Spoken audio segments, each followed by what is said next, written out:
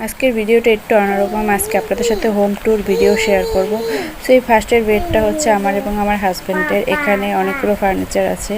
এখানে ওয়াল শোকেস, তারপর বেড এবং একটি ড্রেসিং টেবিল আছে। আর এখানে ওয়াশরুম, ব্যালকনি, প্রতিটি বেডের সাথে ওয়াশরুম, ব্যালকনি আছে।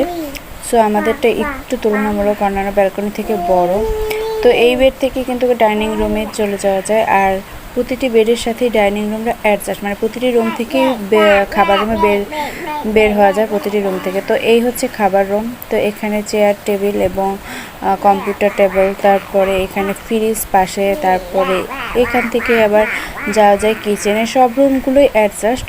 তো এখানে আমি একটা র্যাক রেখেছি আর একটা ফ্রিজ। তার পাশেই আছে আর একটা বসার রুম, এখানে মানে ওটা একটা গেস্ট রুম।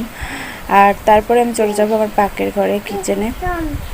কিচেনটা খুবই বড়, বেশ মানে তুলনামূলক বড়, কিন্তু অনেক মেছ হয়ে আছে, একদমই অগোছালো। তো আমি গুছাতে পারিনি, কিন্তু তবু আপনাদের দেখানোর জন্য ক্লিপস নিয়ে রেখেছি।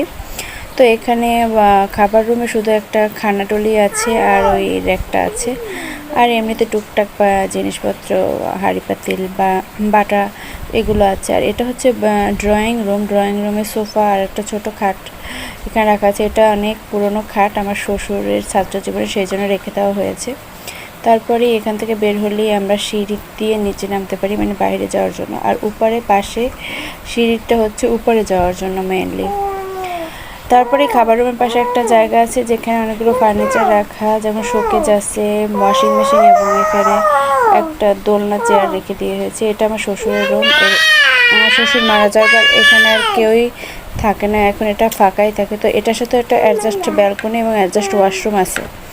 এখান থেকে আবার বাইরের দৃশ্য উপভোগ করা যায়। এটা হচ্ছে বাইরের সাইড। তো এই তো আমার হোম ট্যুর আপনাদের কেমন লেগেছে আমাকে কমেন্ট করে জানাতে পারেন। তো সবাই ভালো থাকবেন, সুস্থ থাকবেন। আল্লাহ হাফেজ।